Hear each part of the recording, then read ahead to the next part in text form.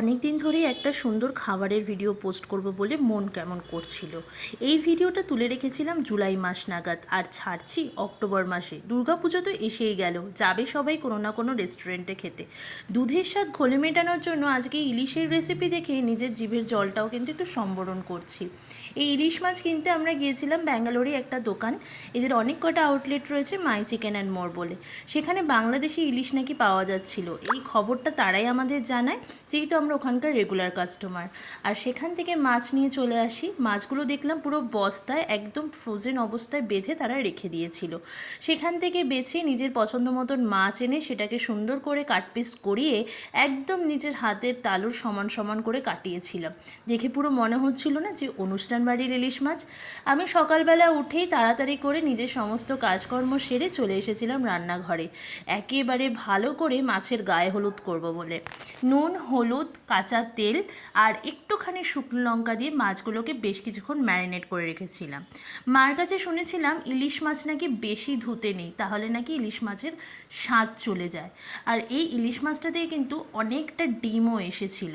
তাই আর এই ইলিশ মাছের মধ্যে একটু নুন, এই ডিমের মধ্যে একটু নুন, হলুদ আর কাঁচা তেল মাখিয়ে রেখে দিয়েছিলাম।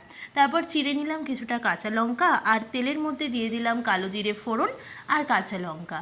সাথে সাথে তোমাদের সাথে কথা বলতে বলতে আমি খেয়ে নিচ্ছিলাম সকালের হেলদি ড্রিঙ্ক, কিছুই না, একটু গরম জল আর কি। তো তেল গরম হতে হতে আমার গরম জল খাওয়াও চলছিল। তারপর বসিয়ে দিলাম আমার সেই ফেভারিট ইলিশ মাছের ডিম। ওফ, কত দিন খাই না। সত্যি কথা বলতে ব্যাঙ্গালোরে আসার পর লাস্ট ইয়ার খেয়েছিলাম ইলিশ মাছ, তাও যে খুব একটা ভালো কোয়ালিটির পেয়েছিলাম তা কিন্তু নয়।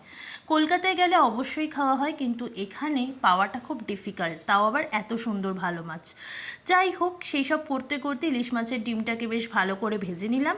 তারপর সর্ষের তেলে আবার একটু ইলিশ মাছগুলোকে এপিট ওপিট করে ভেজে নেব বলে গরম তেল বসালাম। আমি কোনো দিন কাঁচা ইলিশ করিনি, আর সত্যি কথা বলতে ইলিশ মাছ খুব একটা আমি রান্না করতেও জানি না, তাই একটু তেলে এপিট ওপিট করে নিয়েছিলাম। কড়া ভাজা কিন্তু একেবারেই নয়, কারণ ইলিশ মাছ কড়া ভাজলে নাকি তার স্বাদ বলে আর কিছু থাকে না, যদি কিনা তুমি ঝোলে খাও।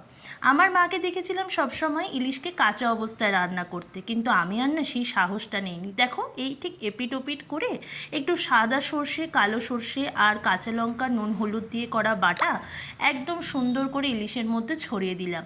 দিয়ে ধিমে আছে ইলিশগুলোকে দিয়ে দিলাম রান্না করতে। চলো রেডি হয়ে যাও আমাদের দুপুরের লাঞ্চের জন্য। সেদিন লাঞ্চে এটুকুই ছিল মেনু: ভাত, ইলিশ মাছের ডিম ভাজা আর ইলিশ মাছ ভাপা। এর থেকে ভালো মেনু আর কি হতে পারে। অনেক দিন পর কথা হলো, সবাই ভালো থেকো।